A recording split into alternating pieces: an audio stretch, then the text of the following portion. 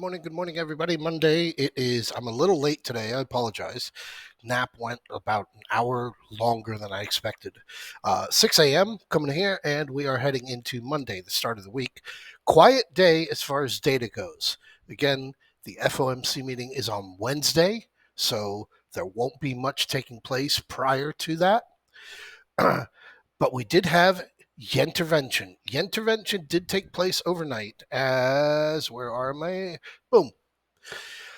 Like I was saying, if we get to that 160.35, something's going to hit. And early this morning, as it's a holiday in Japan today, they had elections and there was a massive surprise move in the elections. You can read about that online. Move right up, just missing that 160.35, fractionally going across overnight, and then just after midnight, kasplot.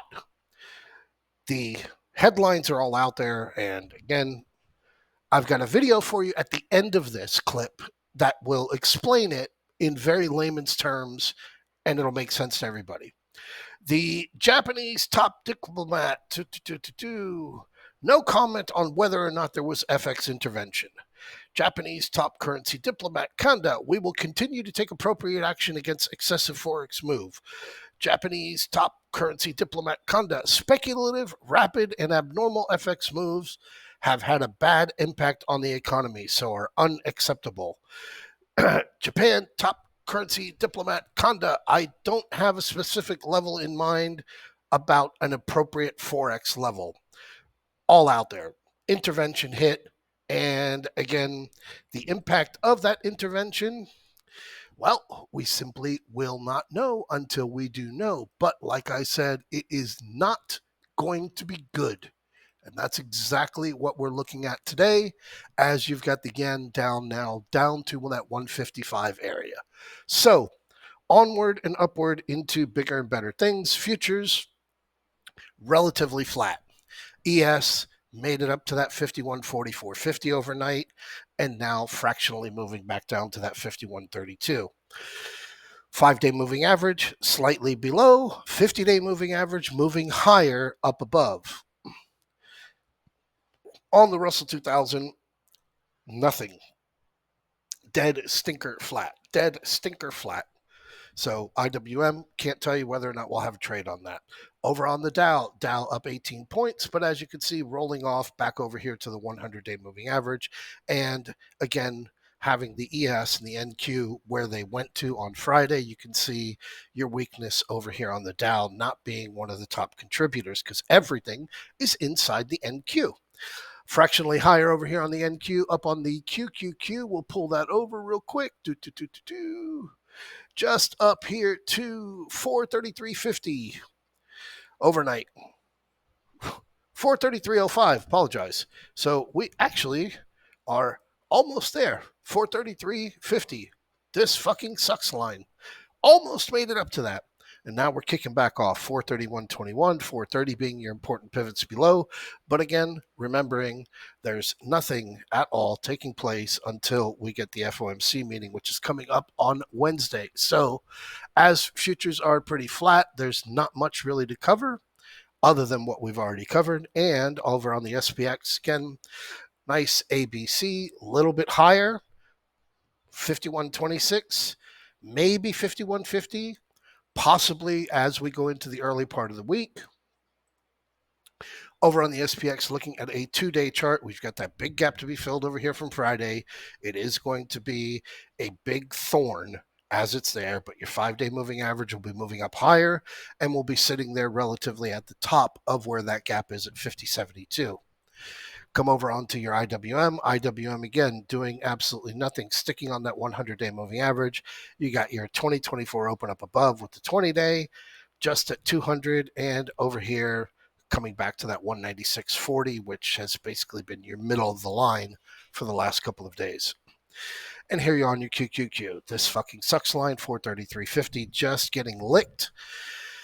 And the 431.21 right there. A break below 431.21 would very obviously look to put pressure on that 430. And anything that does break below 430, I wouldn't be too aggressive about anything in the short term because earnings start as we go into this week, and your earnings are zooming out here into the bigger boy. Here is your Google, which I'm already very happy and very satisfied with the Google trades that I've shared. Over here on Apple, Apple's going to be reporting at the end of the week. Apple just below the 50-day moving average, just hanging on that 165. But everybody and their mother is already expecting a very bad report to come out of Apple when they report on Thursday, which is after the FOMC meeting. Meta blew its load. It's holding very good under 450, holding very nicely under 450. The earnings gap, it's inside of it, but still, you've still got this big earnings gap from back in January to be filled. It's down here at 395, so that's a lot to ask for to see anything below 395. But over on Meta, looking very good to be staying under 450 if you want to sell some spreads on that.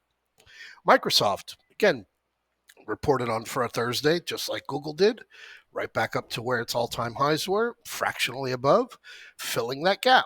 Gap filling over there just below 400. Looking very good over there on Microsoft for that. Come over onto Tesla. Tesla is now allowed to be in China. Tesla had canceled a meeting that was going over to be scheduled over in India, and all of a sudden, out of the blue, showed up in China. Big old handshake taking place over there in China.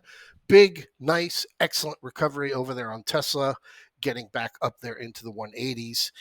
And wider view, where are we? Yeah, you've still got plenty of room to be heading up there into that 185, 189 level. So like Tesla a lot, and you're starting to come into where you will start seeing some good resistance up here at 185. Amazon going to be reporting earnings at the end, tomorrow after the market close. Amazon, excellent day. Excellent on everything with Amazon. All-time highs, came back up and visited it, broke it fractionally middle of the month in April. Report going to be coming out tomorrow after the market closes, and then you have Wednesday, Thursday, and Friday that you could trade the May 3 options. I see absolutely no purpose, no reason whatsoever to be getting into an Amazon trade prior to earnings. NVIDIA, like I shared last week, 877 your top, 750 your bottom. You're inside the box. Not much place you can go on that. But that will change after AMD reports their earnings over here on Tuesday after the market closes. AMD, bigger, broader, wider view, right back to the 2024 open. I'm sure there are a couple of other gaps that I haven't filled in here that need to be filled going down into this 150 that it broke down below, but I'm seeing this very much on AMD as being the first move down. A bounce. An excellent bounce would be a bounce back up to 180, and then after 180, the move back down lower. And the move back down lower, even though this is a little bit too much information for you, would be something down there into the clean. Yeah, clean is good enough. Somewhere around that 113, 100 level. But again, talking months away, not days, not weeks.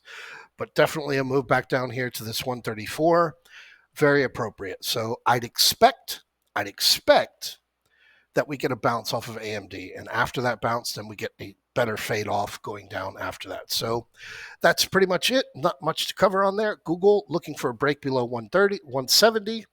After 170, obviously 168. With the 168, the old all-time highs at 160, and the gap that gets filled down at 156. So enjoy yourselves. Have a great morning. And here's that clip I was telling you about, which explains why watching this yen is so significant and so important.